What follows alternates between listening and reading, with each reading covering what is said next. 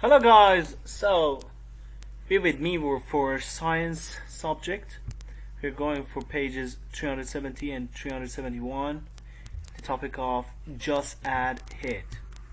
Just watch. Alright guys, most of the time we find water in its liquid state.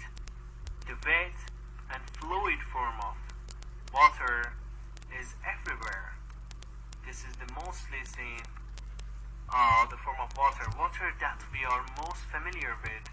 This is because the temperature is usually somewhere between 32 degrees Fahrenheit and 212 degrees Fahrenheit. At 32 degrees Fahrenheit or 0 degrees Celsius, water becomes ice. A process known as freezing. When the temperature goes back above 32 degrees Fahrenheit, the water starts becoming liquid again, a process known as melting. Now we know what happens when water gets hot at 212 degrees. If we make the water hot at 212 Fahrenheit or 100 degrees Celsius, water becomes a gas in its form from water, as you can see, and it's known as water vapor. This transition from liquid to gas is called evaporation.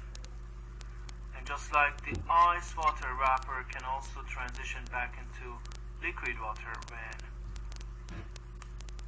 water vapor cools down below 212 degrees Fahrenheit, it becomes liquid again. This process known as condensation. So let's follow the transition of water through the different temperature. One more time to summarize what we learned in this video. When water gets cold enough, it freezes and turns into ice, and the ice back up so that it melts and becomes liquid again when water gets very hot. It evaporates and turns into water vapor. If we cool the water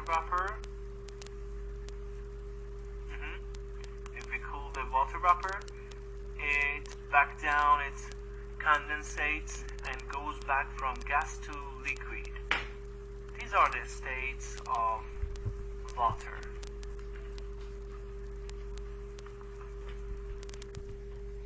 Alright, so we got at that. These are the states of water. What we want to know is just how, in what temperature water gets gas and in what temperature water gets ice as solid, and the other form is liquid. When matter is heated, it gains energy.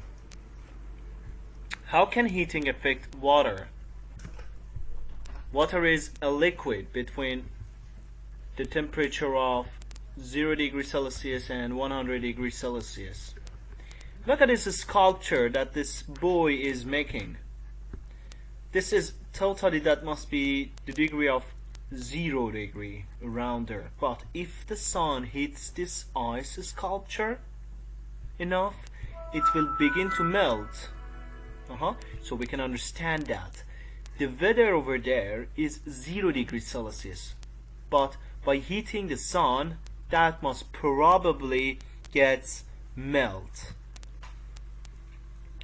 What happens to an ice cube after you take it from the freezer? As it warms, it begins to melt. Melting is a change of a state from a solid to a liquid. Ice melts at the same temperature that liquid water freezes, 0 degrees Celsius or 32 Fahrenheit. Melting is the opposite of freezing.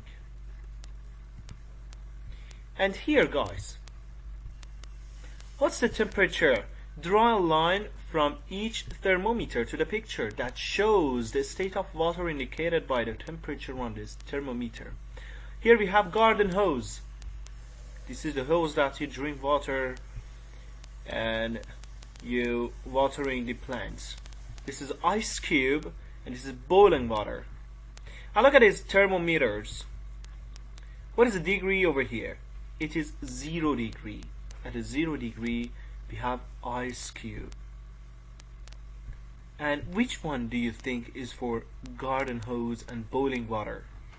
Here the degree is 100 degrees Celsius over 210 Fahrenheit, and here the thermometer is showing 20 degree Celsius. So we can understand that this one as 100 degrees Celsius is boiling water, and this one is for garden hose.